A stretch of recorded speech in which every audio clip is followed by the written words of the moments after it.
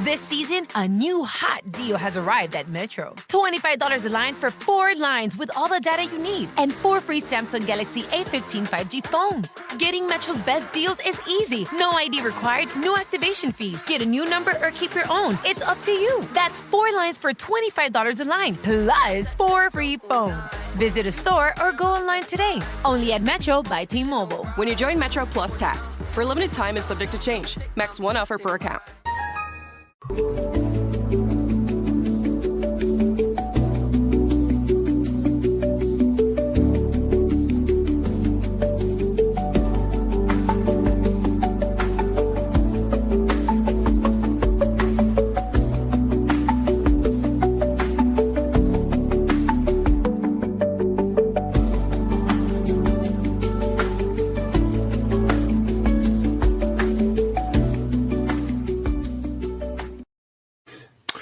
Hello, friends. Welcome to Pod Maverick Happy Hour. It is a new show that I'm trying. I suppose not that new, different name. But we're going to be trying to do this every Friday afternoon during most of the off season. Figure we join here, talk a little hoops. Doesn't have to be near as dramatic as our group therapy or our Mavs party shows, but we're here all the same. Started off by myself here. We'll see if anybody in the YouTube or out there on the Twitter feels like clicking in and joining. If you are at all interested, there is a link in the YouTube comments. It is a StreamYard link. It is very easy to join. You can click in. You can join by phone. You can join at your computer. You can show your face. You don't have to. And in the meantime, I will talk a little shop in between guests and say, hey, we already have somebody willing to join. That's delightful for me. And in between guests, I'll talk about any of the Mavs stuff that's been happening or any other basketball things that's been going on. So coming up first, we have SC. What's up, man? Welcome to the show. Thank you so much for helping me out today. How are you? I'm good. We're in between meetings at work, so I'm doing my best to get on while I can. That is my intent. Like my Fridays in the summer are usually, and we're technically counting this as summer, even though it's April, tend to be like just a little slower. And if I structure my day okay, I just tell my boss I got to check out for 45 minutes or so, and I think he'll be fine with it. So, what's going on? What are you thinking in the world of Mavs after we've had what has it been, like 9 days with no Dallas basketball? Something like that. I don't know that I've been counting because there's not been much. My life is probably better overall for there not being Mavs basketball, so I don't know that I'm quite. I don't miss it. I don't yet. Now I will. Sure. And I am looking forward to the draft content of it all. I've brought on some new people at Mavs Moneyball, and they're just talking every day about stuff. And I really look forward to farming completely, almost, I don't want to say baseless, because that's not accurate, but kind of just total nonsense opinions on players based off of film and like very little analysis. I don't even know what I want at this point, because I think we're all sort of scared that Nico Harrison is going to trade the pick.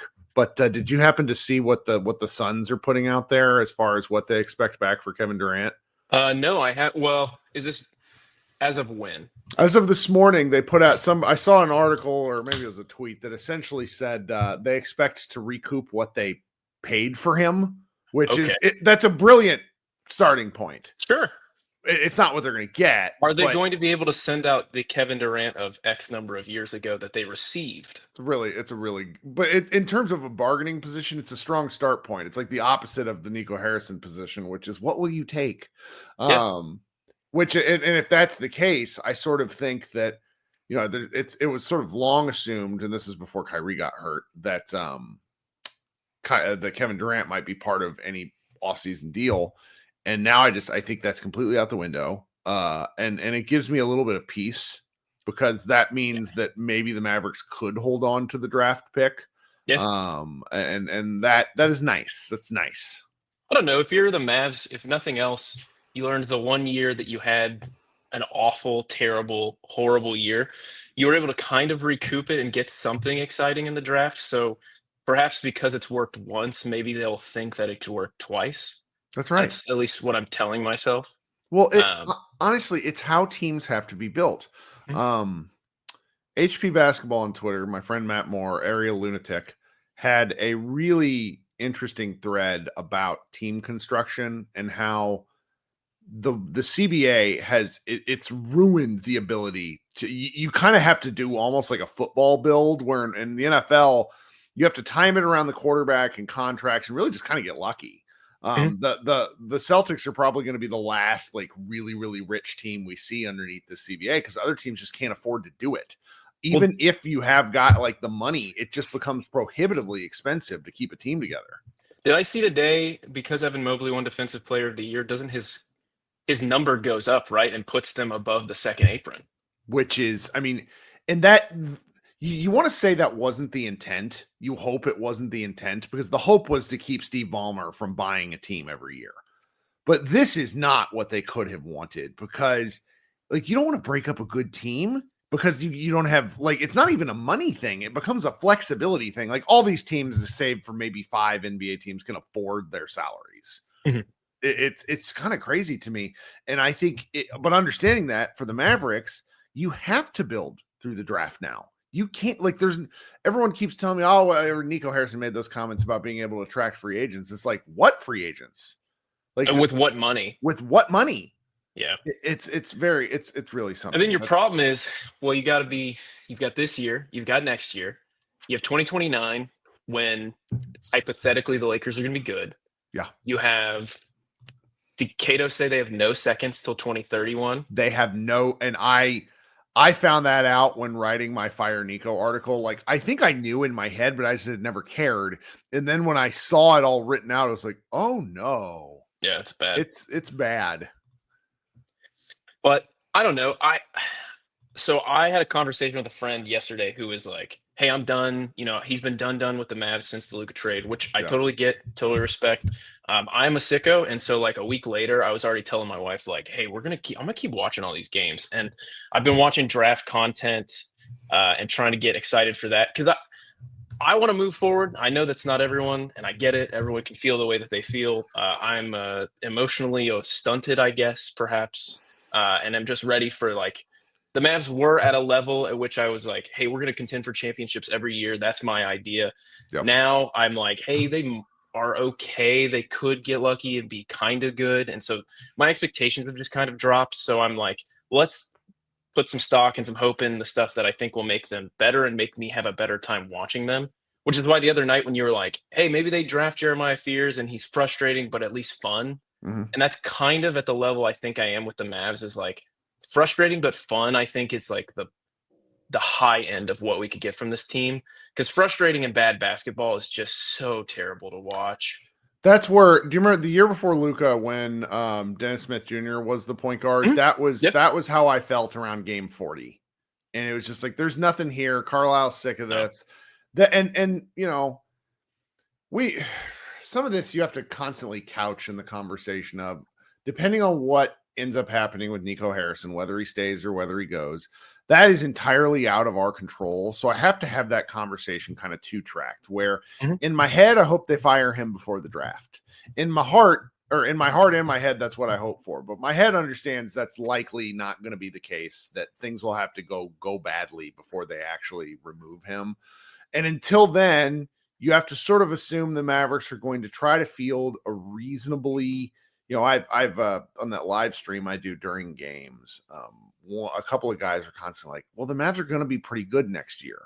And I think given how regular season basketball goes, even if they make minimal changes to the roster, they're going to be a 500 adjacent team. Now that could mean winning 35 games, that could winning 41 games, but they're not bottom rung tank, like bottom out from under them kind of team. No. So understanding that, we might as well look forward. I get these folks that always tell me, it's like, oh, the Mavericks should tank. And I agree, but I also can't make them. So if I'm not going to make them, I'm not going to howl about it every game. I want to go ahead and watch the basketball that's being played. And I think that if they're trying to find good guys in the draft or something, that's at least something to tune in for. Now, is it a tune in for every game? For most people, no. No, but like I am a basketball sicko, so I will tune in for most games that I can catch. I probably had a hit rate of like 90% this year. Yep. So it's one of those things where it's like my wife multiple times was like, "Why are you watching this? That's right. What are you doing?" But I wanted to leave you with this. Next GM, are we just assuming that it's going to be Matan Adelson or? I love that you asked this because nobody's brought this up. I've read that article. I've read the New York Post article twice in the last 2 months. I don't want that in the sense of I don't want to have any Adelson conversations in the history of ever. Yeah. But if I do have to have a conversation adjacent to them, at least that's someone that's familiar with professional sports-ish. It's not what I want. He owns a team. He owns a team. And it's something different. I like above all else, I think at this point I'm almost searching for something new to get mad at. Like that's like this is not sometimes my stuff is a little performative in the sense of, but it's just good, it's good audio, good radio. But I'm sick of being unhappy about this team. Like it takes up too much of my life to be unhappy all the time. So someone new to be mad at in a different way strikes me as at the very least nice. He's also a basketball guy relative and has some Maverick connection. So that's kind of interesting. It's a good one, man. That's a great question. That's a good one to end on. Thank you for joining. And I'm going to be trying to do this most weeks, at least for a half hour. So we'll see where we go. Okay. Awesome. Thanks, Kirk. All right. Have a good one. All right. SC getting us started. Great stuff. We got my guy, Michael. We got 3 folks. We're just going to go in order. And then we'll keep talking and I'll read in anything else that I want to put out there. Michael, how you doing, bub? Uh-oh. Are you on mute? Doesn't show you on mute. Click. There we go. Now we got it. Now. Yep. I muted myself. I apologize. How's everything going? Just fun. I'm having a adult beverage. Very nice. In the tune of happy hour. So we'll see how it goes. I'll certainly be following you there shortly. So what are you thinking today? You and I already had an offline conversation about Klay Thompson. We did. Which, we're just gonna tease that for content down the road. But what's going on? What are you thinking? There's probably a lot that I'm thinking that I want to get invited back. So, you work for Mavs Money Work. You are a writer at Mavs Moneyball. True story. So of course you get invited back by default. Yes, well, that's good. I appreciate that. And for everybody's entertainment purposes, I was actually writing that Klay piece that you just teased. Oh wow! When you popped up on. I got the notification. I said, you know what? I can't let you go it alone. So here. Well, it is funny because it's like when I do these things, I have talked to myself. Like Josh is amazing at talking to himself. For a guy who doesn't seem to like doing this anymore, sometimes because Josh is just tired. He's really good at it. And like every time I try, I'm like, man, how does Colin Cowherd talk to himself for 3 hours every day? 3 hours. What is happening? Anyway. I could feel your pain, and I said, well, this has got to be serendipity. I'm working on an article. The pop-up came. I said, I got to join you. So that's what I'm talking about. But I got a lot on the plate. I mean, you want to keep it negative, and we could no, let's keep it like I like all around the horn. Like I'm not. Yeah, I am kind of, as I mentioned to our last guy, and he actually brought this up. It's not that I'm over being negative. I'm just kind of a grunt by nature, but I am perfectly okay with saying, you know what, we're going to table the bullshit and look to something that's actually enjoyable about why we do this. Yeah, and SC gave me something I was sort of the track my mind was on coming in, and he kind of alluded to it. It's interesting to now look at the team sort of decompressing after the season, after the play-in, after all that kind of stuff, and sort of saying, is this sort of like the OJ Mayo years? Like, do we get excited for who we're going to bring in now? Do we get excited that there's still maybe a window? You had mentioned to SC that you're kind of seeing us as a 500 team. I'm a little more optimistic than that. Maybe I'm an idiot, but I guess time will tell. But I don't. Now that the season's over, it's almost difficult to know what we're going to look forward to. You know what I mean? Am I looking forward to the draft? Am I looking forward to the offseason? I'm sort of dreading a lot of it because I'm thinking, all right, maybe we move up in the draft for the first time in 45 years. But there's always something in the back of my mind is, well, are we going to keep that pick? Is Nico going to do something to now triple down on the damage and and make things even worse? And, I try to stay optimistic by nature, but I'm a little less jazzed even about having a relatively high pick just because I'm concerned of what we do with it.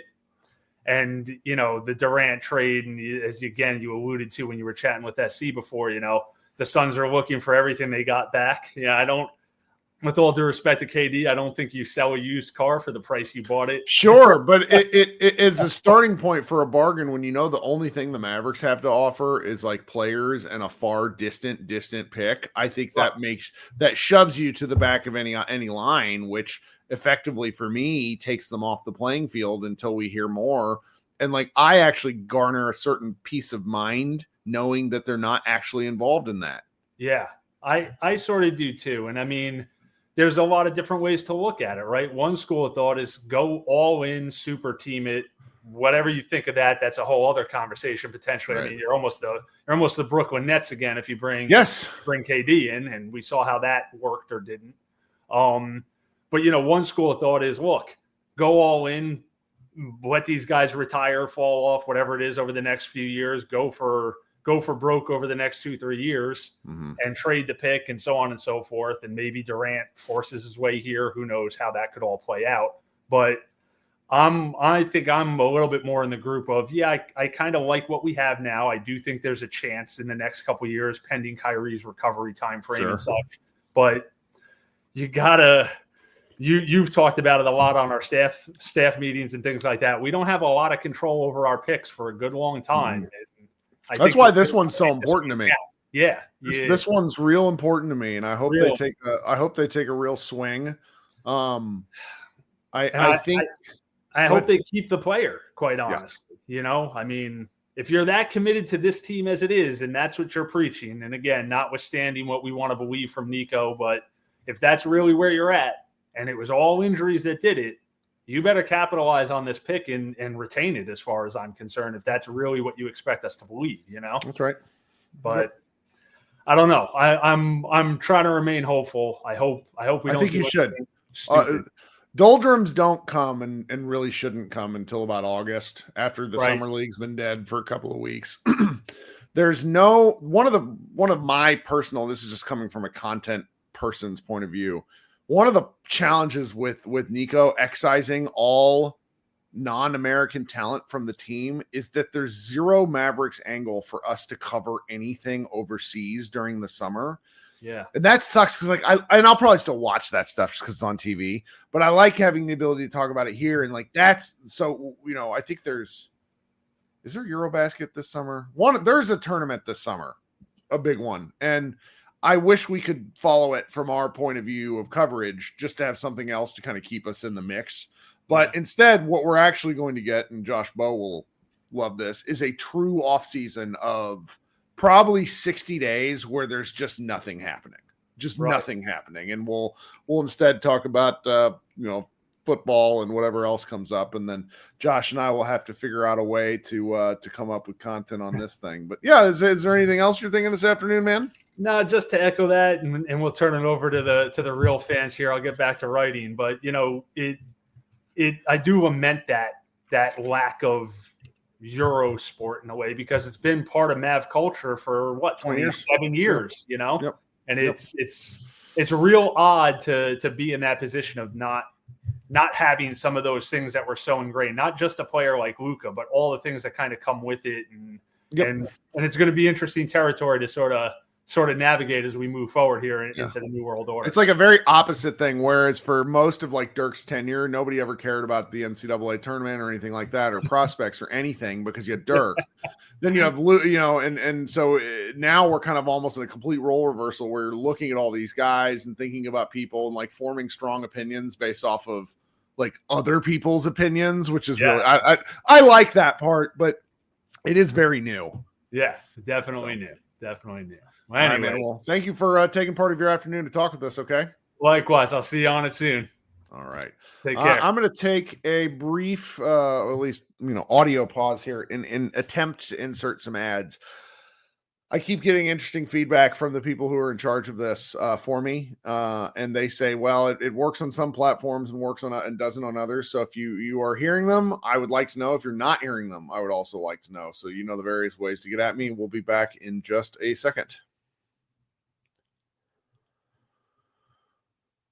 Okay, thank you so much. Before I bring my man Brian up on stage here, I want to remind and ask anyone listening, please subscribe to our YouTube channel. You can click the bell on, and I think that's how you get notified for going live for these sorts of things whenever I record like this.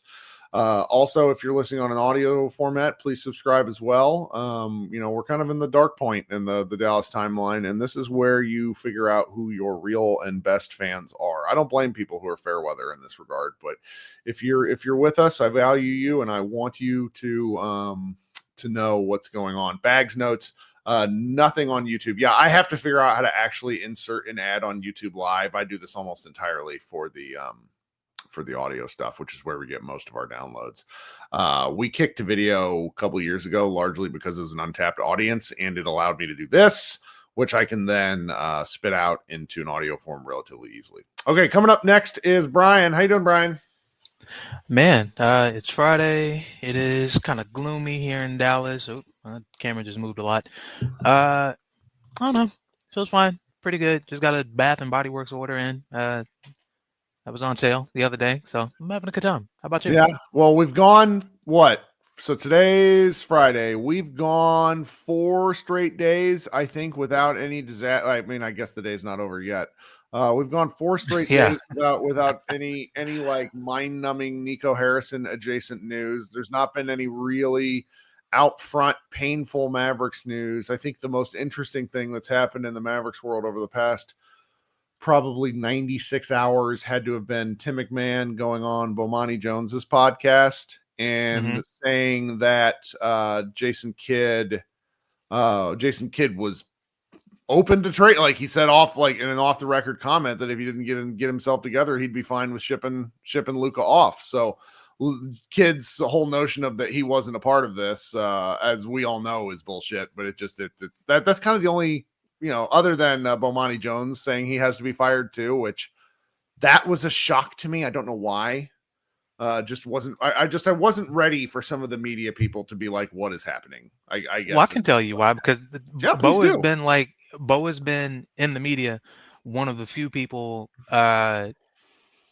he's not anti-Luka. He recognizes the talent, but he's always been one of the guys who has viewed this sort of through a Nico lens, where I don't know exactly how far you get with this play style. Now, they got to the finals, and he started rolling that back a bit, but it's still like Luka's never quite been his cup of tea. He told me that in a message where he's like, he's just not my guy. And I'm like, that's fine.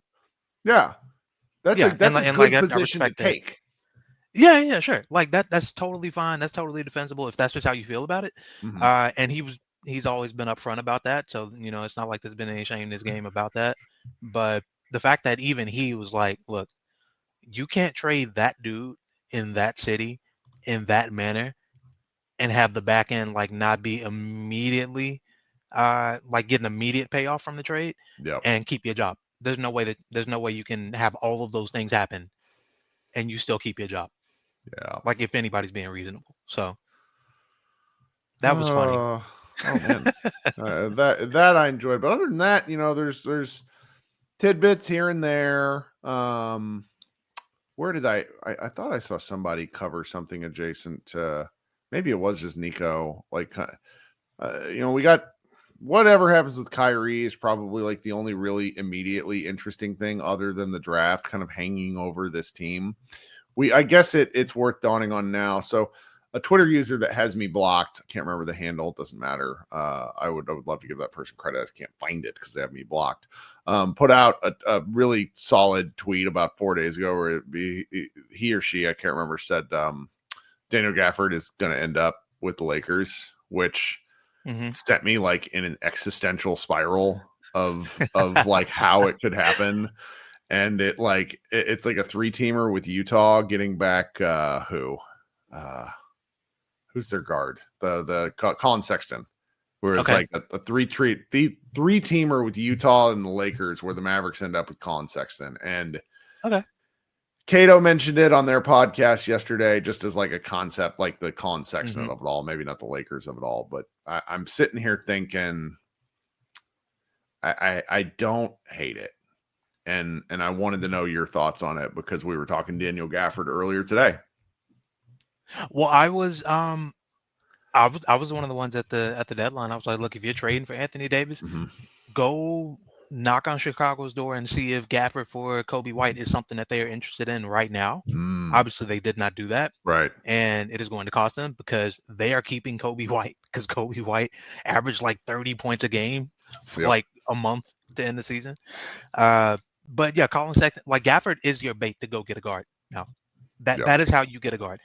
Some combination of Gafford and either this pick, the Lakers pick, or the 2031 pick. That is how you go and get a guard.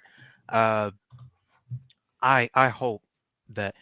Are we sure that he is a more valuable player than Gafford on good this question team in this from context good question now? from TJ. I like the question. Yeah. It's a great question. Yeah, it is. But look, because last year I would have said no. No, right. But now, with the context of this team, with how we're lacking perimeter scoring, outside playmaking, really any kind of just like ball handling competence, he is much more valuable today, this team, than Daniel Gafford would be. Because we got the proper context for this, and this is why I think TJ's question is worth acknowledging. So you got Kyrie hurt right now. Yep. He's not going to start the year. I think a December timeline is ludicrous for a 33-year-old, but what do I know? Not happening. Let's just go ahead and play with that for fun and say yes. Okay. Their only other starting guard that's currently under contract is Jaden Hardy. They don't have Spencer Dinwiddie. He's not under contract. We saw what happened with there's no one else. I mean, you go through and the roster, like the thing they did with Brandon Williams, we've not really talked about this enough, but it seems that their signing of Brandon Williams was actually a very shitty salary cap move. They botched it somehow. Keith had something to say with it. I want to find it. I probably can't. It was like they have him on a standard contract where he's going to be making super cheap money this year and next year, but they made it so much harder to re-sign him going forward when they could have just had him for 3. He becomes an unrestricted free agent in the summer of 2026. That's what it was. Exactly. And that makes no sense. Yes, and they didn't have to do it that way. And that's where it's like we're getting back to this. Gosh, we can't screw up the moves around the edges. When you have Luka Doncic, you actually can. Exum is not under contract. That's a good question, Patrick. Thank you. All of these guys are free agents. So that's not to say the Mavericks won't bring them back, all right, or make them an offer. But you have to approach this from that's where Colin Sexton becomes an interesting discussion topic, because if you go look at the other free agent guards that are available, who's my man up in Brooklyn, former Ohio State guard, played for the Lakers. Why am I losing my mind? Brooklyn, Ohio State. Russell, D'Angelo Russell. Yeah, D'Angelo Russell is about the best available free agent guard. Right. So that's where it's just like, now granted, again, we don't get to make these moves, but you have to think that the Mavericks are looking at something going, I wonder, the last year Gafford is this. Sexton makes more money. I think he makes like $5 million more. He has a pretty expensive contract, to be quite honest with you. Okay. But it's like one of the 3 teamers I saw involved sending like Jaden Hardy and Gafford out for Sexton, and it was make $6 million next year. Boom, easy. Yeah. God, Cole Anthony, shrimp cocktail with a Cole Anthony would just delight me with rage. Like that's where I would end up. See, but that's where you start off the year, where for anybody that says, oh, the Mavericks are going to be pretty good this year, it's because you believe in the strength of their front court, but guards matter. Yeah, and we're talking about a front court that can't space. Yes. That's part of the problem. AD wants to play the 4 and isn't a reliable floor spacer, and teams aren't really going to guard him out there, and that shrinks the floor for everybody else, and that makes everybody else worse who's trying to like get into the paint to kind of activate offense. It's really difficult to do. And this is where we're getting to thank you, Shrimp Cocktail. He says he's just throwing out names. These are good names to discuss. I value this. For sure. This is where I wish that the NBA did the draft after free agency the way the NFL does, because I don't like draft. Like there's too much up in the air. I wish teams could start making some deals and then draft based more according to need if there was a need. Okay. And instead, what's going to happen here is the Mavericks are either going to draft 11th, maybe fall to 12th or 13th. I don't know. Or they stand Or jump up to 4. Or jump up to 4, 1 through 4. There's an opportunity there. But if you're stuck at 11th, which is the most likely option, it seems the Mavericks would have to 11 is such a tough pinch point for the draft because it's probably too early to take some of these more veteran-laden players, but it's also too late. You're not getting a blue chipper in these spots. So instead, you're probably taking a gamble pick. And so if you're taking a gamble pick, there's got to be some understanding of that player might not really contribute much in 2025, 26, because it's just hard to expect a lot from rookies. Like Luka absolutely bent the curve for us.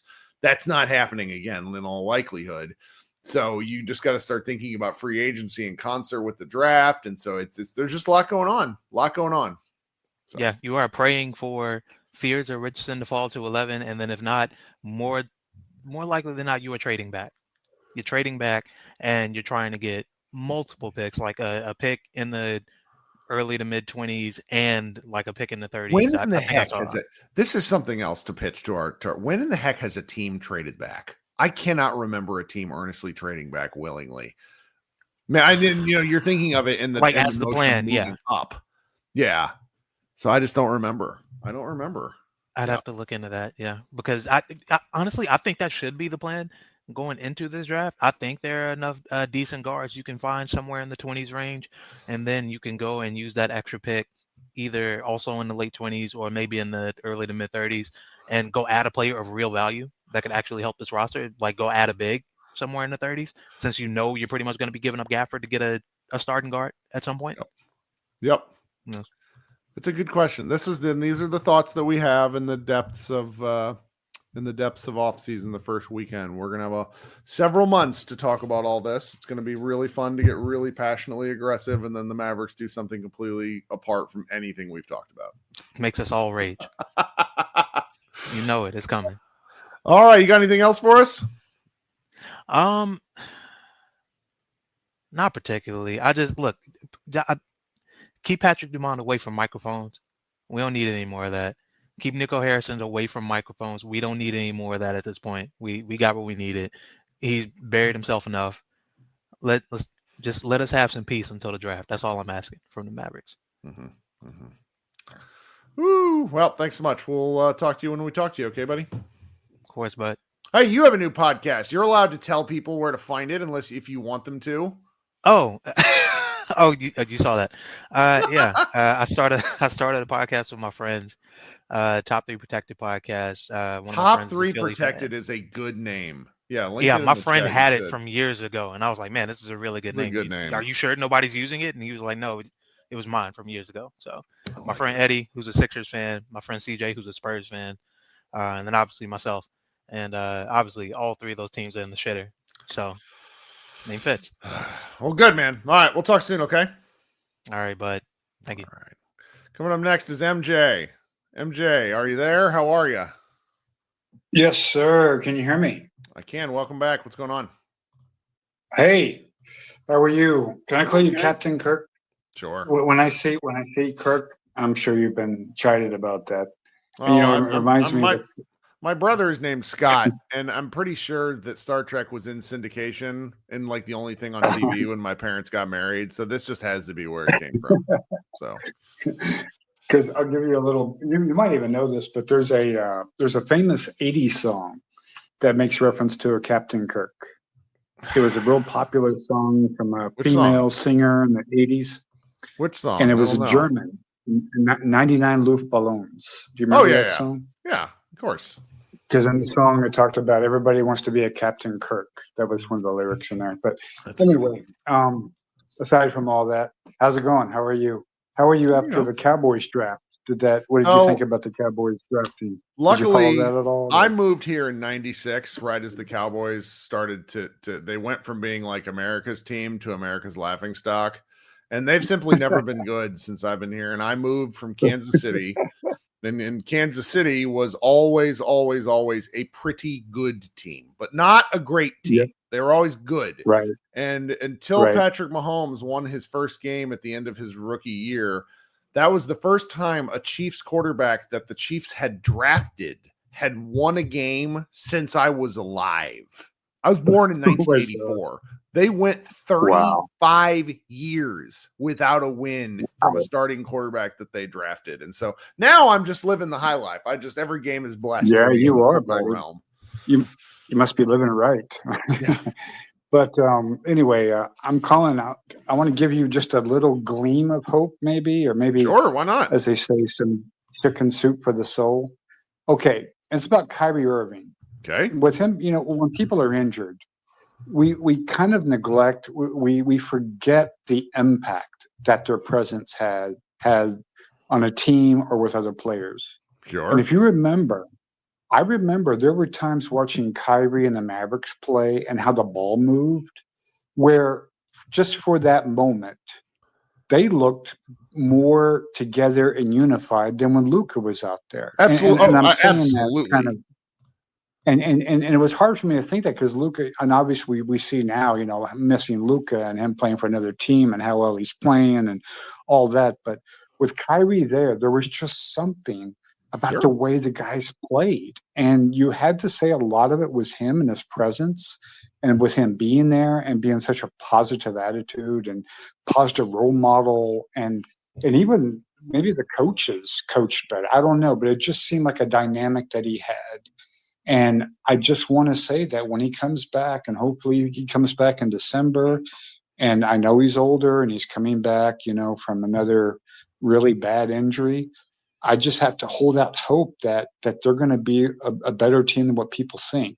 Now, I'm not even including AD in this, because if you remember, I believe they won 3 games against OKC this year without Luka, with just Kyrie. Also, remember the game they beat when they beat Golden State with Jimmy Butler, and you saw what they did with Jimmy Butler in the regular season. I mean, they lost just a handful of games with him and Steph playing, and the game that they won. I mean, that was an incredible game, because Golden State had a great game, but we were just a little bit better than them. If you remember that, I think it was at home. I think that we beat them after that trade, when Jimmy Butler was playing for Golden State. So you got to really look at how he affects this team. And I'm not saying he's anything compared to Luka. No one. Luka's a freaking, but in terms he's of a leader, generational player. If you're talking I think you're talking 2 angles here. The first is sort of the more existential in the leadership element. Yes. Yep. Because Kyrie is a guy that most NBA players really like. Like, he was a player's player in a way very few guys in history have been. Yes. And then there's the style of play of which he's not a ball dominant player. And that, he's fluid. I certainly don't think he's a point guard, which is why I just sort of disagree with Nico Harrison on his face, where he's like, "Oh, Kyrie's going to have the ball more." Right. I don't think that's how you get the best out of Kyrie, but I understand what you mean in terms of the way that they played with just Kyrie was more fluid, whereas Luka, the play was, it was more, Luka's style of play was more unstoppable. You knew what was going to come. Correct. And it just didn't matter. Whereas with Kyrie, there's a lot more optionality and creativity that can come into play. That's a really great way that you put it. It was unstoppable, and it was almost dominant in a way. Like you said, there's nothing that you could do. But with Kyrie, it was a flow. There was such a flow to the offense, and I want to say that with him on the floor, other players played better, and he made other players better. I'm not to the point, obviously, that Luka does, but I think it's better than I just think they played so differently following the trade itself. Where I got very frustrated was actually between when they traded Luka and when Luka got hurt, and they basically just let Spencer Dinwiddie do like a Luka Doncic impression that was boring. And then Luka leaves, and the first few games, the offense just looked wildly different. And yeah, there's some Right. creativity involved there. And that's, you hope to see more of that next year. I mean, I do think you actually need guys who can functionally dribble to do that. So we'll see what happens. Yeah.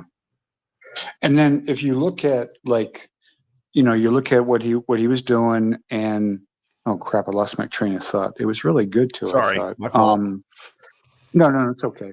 But yeah, I mean, it's just the dynamic there, and his shooting, and I mean, it sucked that they made probably even a worse blunder by getting rid of who was the other guy, the guy that went to Philly, Grimes. Sure. I mean, losing Grimes the way they did I mean, this Caleb guy. I mean, the first time I saw him shoot, I'm like, what the frick are y'all doing? I mean, I know he was injured and all that, but oh my God. And Grimes is like doing 30, 40 a game.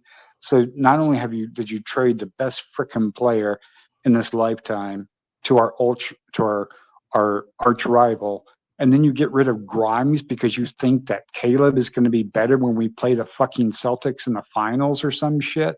Yeah. I mean, seriously, they looked at how they actually commented, if you remember, when he played for Miami, they said, oh, he played really well when Miami played Boston. So it's like they're putting the cart before the horse, thinking we're going to get to Boston, and we can't even frickin' get out of the goddamn fucking door. Oh yeah. Well, that's and, the whole. And we're the other thing I'll say is that and I can't believe I'm saying this, because as bad as Nico was with trading Luka and with trading Grimes, you have to admit that either he, and I want to say, I don't know if it was him that actually did it, but getting Lively, getting the trades for Washington and Gafford, that if he had some doing to that, then maybe he had a little bit of, he knew what he was doing. But then I hear this Dennis guy left. There was some Dennis guy who was like a Dennis Lindsay. some He kind of he is now with the Detroit front office, and Detroit has obviously had a pretty good run.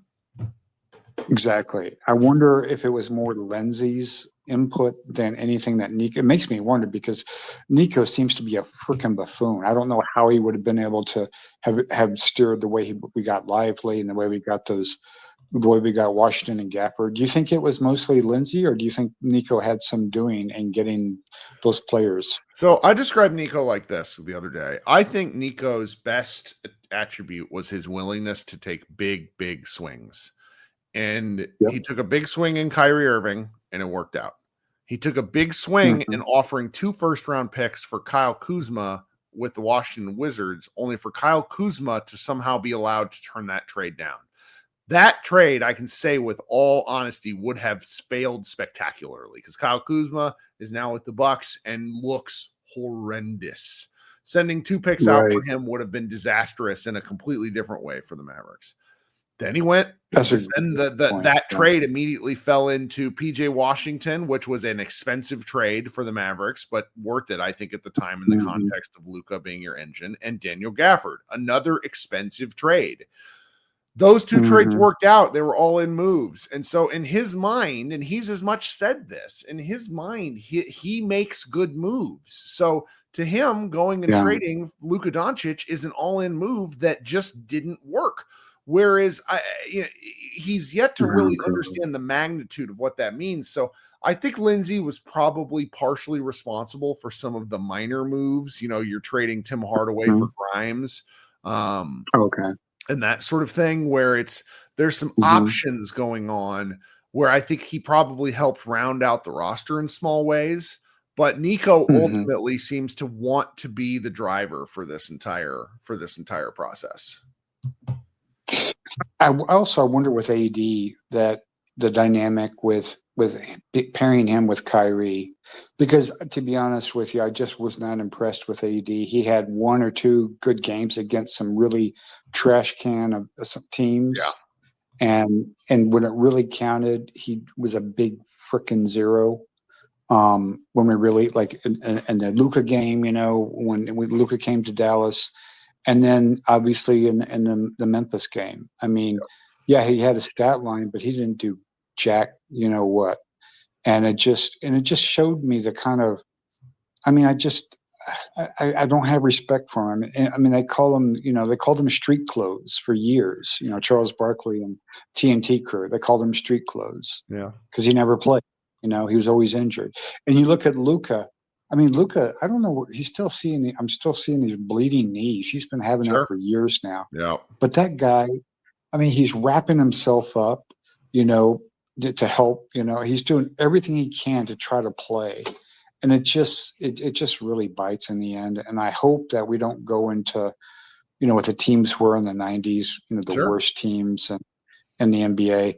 But incidentally, you have to look at the correlation. The Cowboys are winning Super Bowls in the early 90s, and the Mavericks were the worst team in basketball.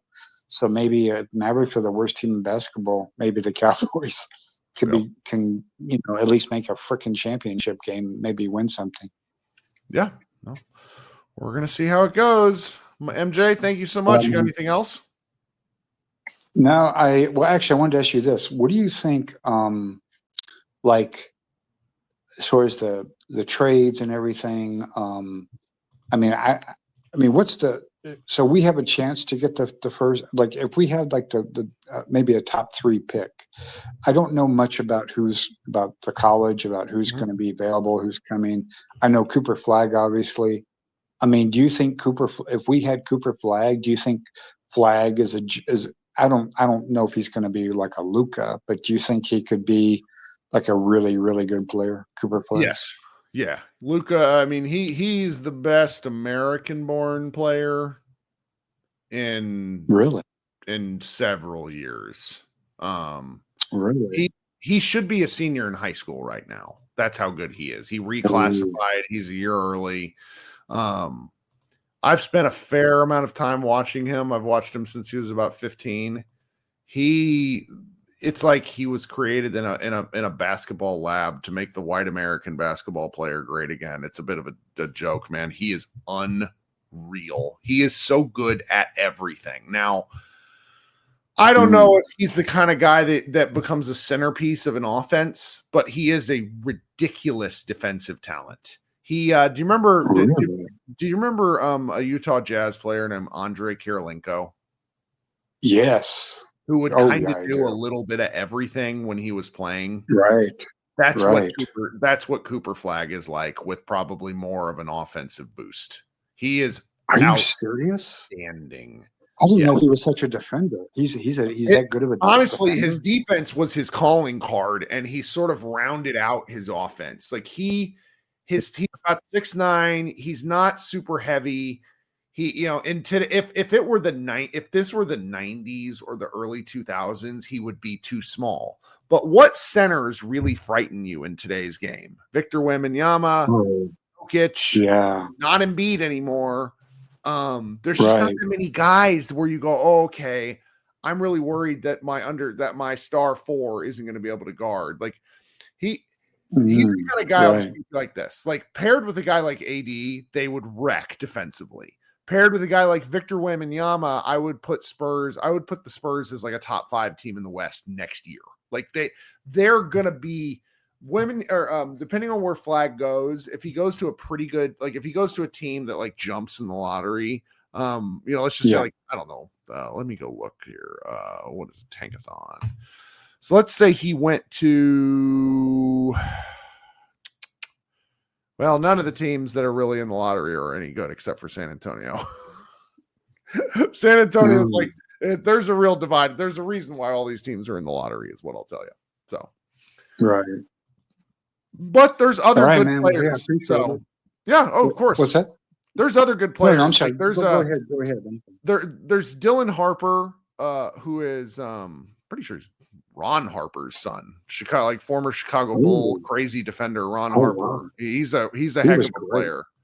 Don't know how good he is around the rim.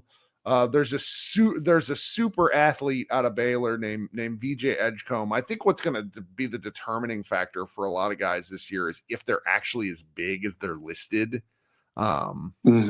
Because there's a guy named Derek Queen who played for Maryland. He's a freshman center. It says he's 6'10" and 246.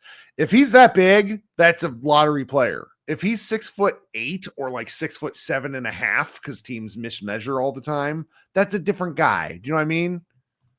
Yeah. So let me ask you this: do you plan on continuing with Mavs Moneyball? yeah, Even with I this, mean, yeah, I mean, it's like it's a community for me. I've more than anything else, and that's where it's like it's funny. There's like I found somebody sent me this one person on Twitter today whose sole account seemed to be dedicated to telling me to fuck off. I just hadn't seen it, and it's like I don't really like. I do this because I like talking with people. I like you got two of the people that were on earlier are actually writers for our website, and it's like it gives people a place to write and express thoughts and. I remember when I was out in DC kind of living, I wanted people to talk basketball with. And that's sort of the whole genesis of this. I'm never going to be a big podcaster like, I'm not going to be like locked on Mavs, but that's okay with me. Like I am what I am. And I like doing this show. So we'll see. What about joining the DLLS show? I saw that when you were on there. We're an hour in. We're an hour in. And I'll just I've shared this before, but like I was up for consideration for that job way back before they started, and they just didn't pick me. Oh yeah. So, what are you gonna do?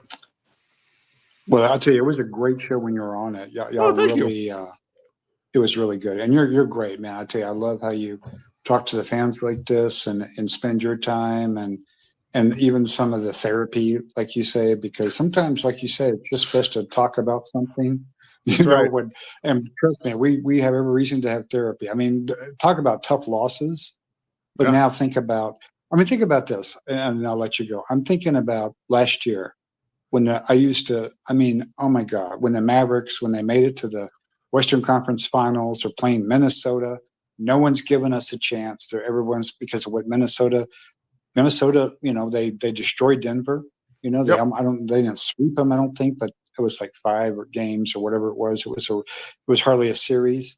They destroyed Denver, and then they come in, and then we have to go there. We don't have the home court, and then each game that day, just looking forward to this incredible event of wills of Luka, Kyrie against their team, and you see the center. What's the guy that Luka hates? I mean, and just beating that center, and I just look at it and you just think of the excitement, win or lose. Same thing with Boston when they made the finals, but it's something to look forward to, and it's something to watch, and to be able to watch Luka and how he plays, and the veracity he plays with, and just the joy, the love, the skill, and that he really cares. He really cares. I mean, he wouldn't be, talking shit and doing all that if he didn't care about winning the freaking game. And then, and also he's a showman. I mean, think about this. I don't know if Michael Jordan was ever a showman. I mean, maybe sometimes he was. I think I think it was a byproduct of him just destroying people. Like when you're that. Yeah, you're right. He was destroying, but Luka was almost like magic. Luka's like magic because Magic was a showman. I mean, he enjoyed the process and all that. And he enjoyed it, and Luka enjoyed it, and that was the greatest thing. Even when we used to talk about Luka and that they didn't give a shit and how but just watching him play, and now to see him not see him on this team, and to see him on another team with a guy with LeBron, who I've always just disliked, did not like, and I hate anything good happening to him.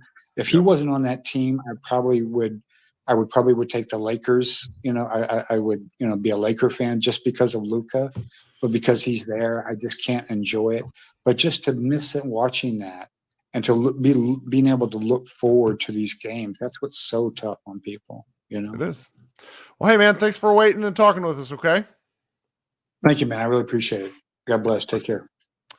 Okay, coming up next is my man Leo. Leo, close us out here. We're almost at an hour. Hi, sorry. Are you still attached to the idea of trading everything? Yes. Start over. We either die slowly or we die quickly. Like I just pulled up an article. Eddie Sefko of the Mavs, formerly of the Dallas Morning News, just wrote an article, and I shit you not, it's called An Alternative Angle on the Mavericks Future. Basically saying, what if what we did worked? And it's just, I cannot wait to tear into this because it what it does is it misunderstands why the Mavericks were good. Like as usual, the Mavericks full of shit. They're lying to us as usual about what actually happened. With like, no, we weren't good at defense last year. We needed help with defense, and it's like, what the fuck are you talking about? Whatever. So much for 4 days without being pissed off at Nah, it's something. fine. I mean, it's like he's doing his job. I'm not going to kick the shit out of him too hard, but it's just like this looks like propaganda, and it's like, come on, don't do that. It's infuriating because the more I didn't want to talk negative, but we already hear. The more we look back, I'm like, do you remember the draft where we got Lively and we got Omax? Yeah. And everything coming out of the Mavs' own mouth was like, we believe that Omax gonna have a bigger impact than D Live will day one. Yep. And I'm still waiting for D Live to make for Omax to have an impact. Where I'm like, they got to the right places with all the wrong processes. And that happens. That happens a lot of the time in sports. I mean, we've said it's better to be lucky than good, but if they're going to trade every asset, my original question was going to be, what do you think the value for each one of our players, to not call them an asset, would be to other teams? Because I feel like a player like PJ, specifically for the way that we had our team structured, was more valuable to us than he will be to other teams, specifically because his best spot is the 4 and not the 3, but how many teams can actually play him at the 4? Right. Or because I'm not sure, like, what would you consider like a good asset that we have that's like PJ, Gaff, and do we have anything else that you're willing to part ways with? I mean, everybody. Trade everyone. I don't care. I'm not married. Like, and my team building position is this, Leo. Until you identify the person that you're building around, everyone else is expendable. I'm sorry if that makes it transactional and mean. I that is my team building philosophy, because you aren't going anywhere without a centerpiece. You might do what the Bulls have done and some of these teams in the Eastern Conference where you make it to like the 8th seed only to get bushwhacked, but you can't really do that in the West. You just can't do it. So that's my thought. And like a lot of people are going to say, well, AD is the point that you build around. Okay. With what? What are we building around with? And so it's like, because the CBA is so constrictive, you have to be good and lucky. And the Mavericks were both, and then they chopped off their own feet. It's really ridiculous. I remember most of the off-season podcasts after the Clippers series where you guys were like, they did the hard part, they just keep fucking up everything after that. Well, and that's I'm glad you brought that up. I kind of wanted to talk about the Clippers thing. Have you watched any of these Clippers Nuggets games? Bro, Kawhi, why is game 3 Kawhi back? That is terrifying. Let me ask you this. This is a question. I don't know how to pose this. I keep thinking about tweeting it, but I don't.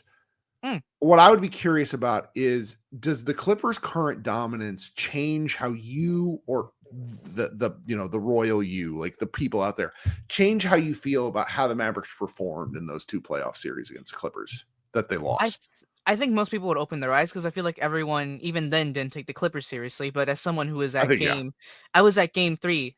Whenever Game 3 is the Clippers.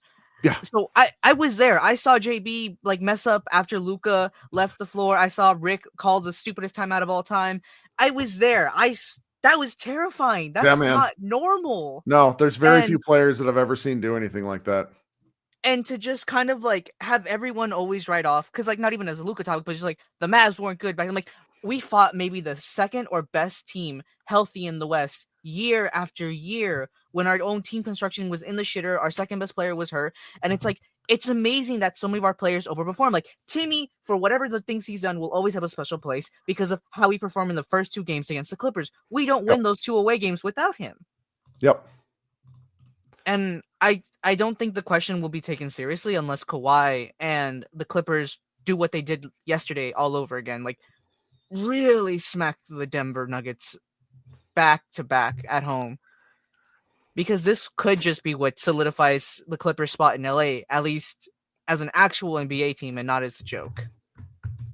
Yeah. But that's all. It's something I'm going to be thinking about as the Clippers progress, because right now they look like the best team in the West, and I think they could beat the Thunder. Well, anytime they're nominally healthy, they go far. Like the Paul George year, whenever the Suns went to the finals, like they made it to the Western Conference Finals. Yep. They beat good teams. It just, It is what it is. I just want to know if you tried out Oblivion yet.